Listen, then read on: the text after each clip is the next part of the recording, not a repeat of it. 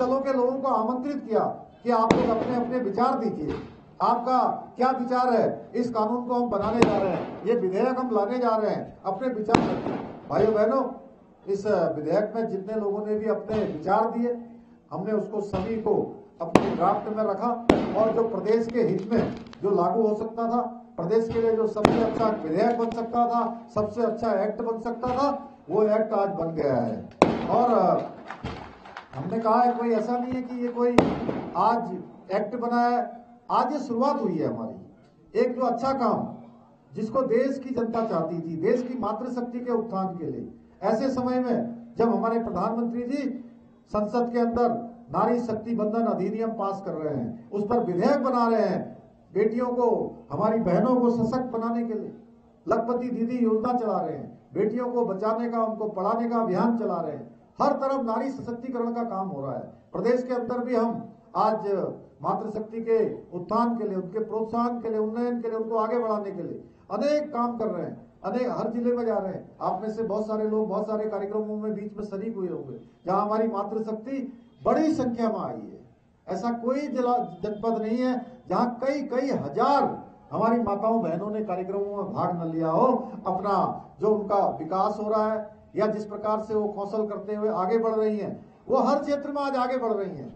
और ये काम बहुत पहले होना चाहिए था, ये काम लंबे समय से लोगों को इसकी प्रतीक्षा थी, लेकिन ये सौभाग्य हमको मिला है। हम ऐसे प्रदेश हैं जहां से गंगा निकलती है, जो पूरे देश को अभिसिंचित करने का काम करती है, कहीं पीने के काम आती है, कहीं सींचने के काम आती है, हर प्रकार से लोगों को जीवन देने का काम माँ गंगा करती है, यमुना करती है। हमारे यहाँ से निकलने वाली अनेक अनेक जो नदियां हैं वो नदियां करती हैं। यहाँ के पर्वत सबको जो है जीने की राह दिखाते हैं, अच्छा पर्यावरण, अच्छी वायु देने का काम करते हैं। जगह जगह वनों से हमारा राज्य आच्छादित है, देवों से आच्छादित है। तो देवभूमि ने ये काम शुरू किया है, और जब देवभूमि ने काम शुरू किया, हमने शुरू किया, पूरे देश के अंदर ये काम होगा। हम नकल का अध्यादेश लेकर आए, और नकल के अध्यादेश के कारण से हमारे जो बेटे हैं, बेटियां हैं, भाई बहन हैं, सबको आज पारदर्शिता के आधार पर, ईमानदारी के आधार पर, योग्यता के आधार पर, उनकी क्षमता के आधार पर अब उन सभी को आगे आने का अवसर मिल रहा है। और हमें खुशी है कि हमारे देश की संसद ने भी माननीय प्रधानमंत्री जी के नेतृत्व में देश के अंदर भी नकल विरोधी कानून जो है वो पास हो गया है। हम मातृशक्ति के उत्थान के लिए पहले ही 30% का जो आरक्षण हमने सुनिश्चित कर दिया, और आज जहां हमने समान नागरिक संहिता का विधेयक पारित किया है विधानसभा में, हमारे माननीय मंत्रीगणों को, विधायक गणों को, मैं सबको, उत्तराखंड की देवतुल्य जनता को धन्यवाद देना चाहता हूं। वहीं उत्तराखंड के आंदोलनकारियों के लिए भी जो 10% का क्षैतिज आरक्षण था, वो क्षैतिज आरक्षण भी आज पारित हो गया है। आने वाले समय में वो भी एक्ट के रूप में भाग लेगा। भाइयों बहनों, आज सबसे बड़ी खुशी का दिन जहां उत्तराखंड की देवतुल्य जनता के लिए, पूरे देश के लोगों के लिए है, कि देश के लोगों के लिए एक रास्ता बन गया है कि अब हर प्रदेश में, हर जगह पर ये एक्ट ये पारित होगा, इस प्रकार का समान नागरिक संहिता बनेगी। वहीं उत्तराखंड के लोगों के लिए आज विशेष दिन है, और ये दिन स्वर्ण अक्षरों से लिखा जाएगा।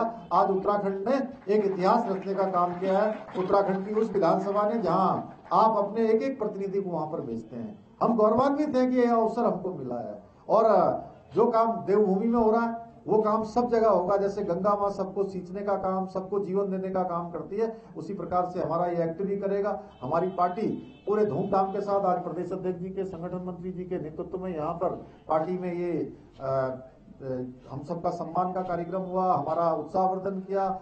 और दिन भर की जो आज दिन भर की चर्चा थी, कल की भी चर्चा थी, उससे पहले भी हम लोग कई दिनों से लगातार 5 बार लगातार जो है उसको कैसे एक्ट आएगा, कैसे विधेयक पारित होगा, कैसे हमारे विधायक गणों को इसकी जानकारी होगी, मंत्री गणों को जानकारी होगी। इसी उधेड़बुन में जब आप लोगों के बीच में रहते हैं ना, दिन भर एक रैली पिथौरागढ़ में, एक रैली चमोली में, एक उत्तरकाशी में, फिर देहरादून में, उसमें कोई थकान नहीं लगती है। लेकिन जब हम लोग विधानसभा में चर्चा करते हैं दिन भर, जब सोचते रहते हैं अब ये जवाब आया, अब वहां से बॉल आई, यहाँ से बैटिंग हुई, यहाँ से जो है क्या जवाब देना है, क्या कौन से चीज का क्या उत्तर आना है, किस प्रकार से उसको प्रस्तुत करना है।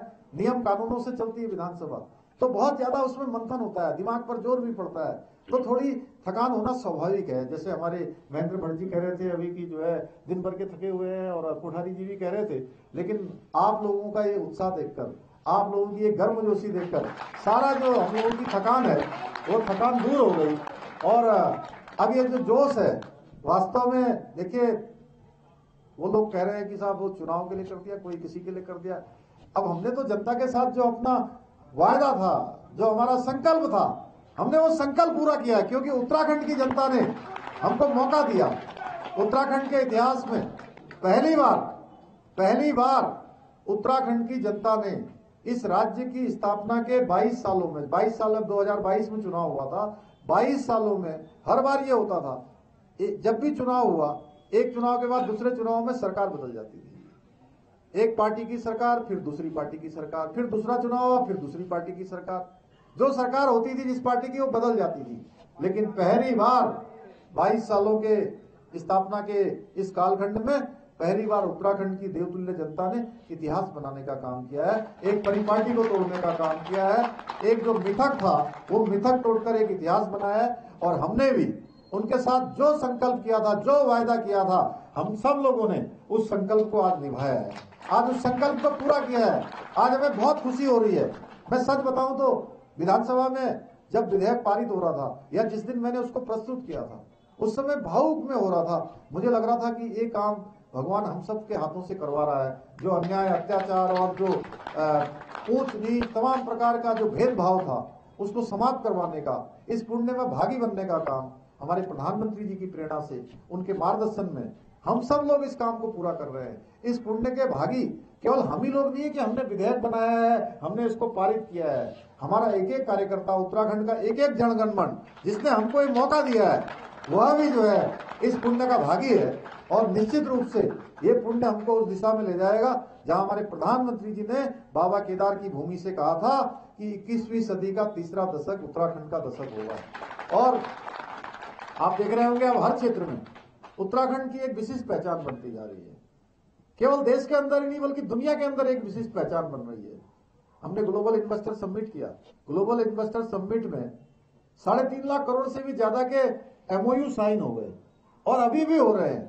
और इतना ही नहीं, एमओयू साइन हो जाते थे, ये बड़ी बात नहीं थी, इतनी बड़ी संख्या में नहीं होते थे। इस बार 50 से भी दुनिया के ज्यादा देशों के प्रतिनिधियों ने आकर इन्वेस्टर समिट में भाग लिया, और लगभग हमारा 46,000 करोड़ रुपए की अभी तक ग्राउंडिंग भी हो गई है। और वो भी हमारी, मैंने उस दिन भी कहा था, जिस दिन आदरणीय अमित शाह जी आए थे, उनके सामने, गृह मंत्री जी के सामने मैंने कहा था कि आप कार्यक्रम का समापन करने आए हैं, ये कार्यक्रम का समापन जरूर हो रहा है, लेकिन हमारी शुरुआत हो रही है। हम एक अच्छे काम के लिए आगे बढ़ रहे हैं। आपने देखा होगा देहरादून पूरी तरह से बदल गया, पूरी तरह से साफ सफाई हो गई, अच्छे पेंटिंग हो गई, सड़कें अच्छी बन गई। ये हमारी शुरुआत हुई है, हम इसको शुरुआत को आगे बढ़ाएंगे। और ये जो मातृशक्ति बंधन के जो कार्यक्रम हम कर रहे हैं, हमने सभी जगह कहा है, जिलाधिकारियों से भी कहा है, जहां आप इतने हजारों हजार के कार्यक्रम कर रहे हैं, तो वो शहर भी हमारा साफ होना चाहिए, स्वच्छ होना चाहिए। हर कार्यक्रम में, हर चीज में हमारी सबकी भी सहभागिता होनी चाहिए। हम उस दिशा में आगे बढ़ रहे हैं, हर क्षेत्र में आगे उत्तराखंड बढ़ रहा है। आज चाहे इन्वेस्टर ग्लोबल समिट की बात करिए, चाहे G20 के हमारे कार्यक्रमों की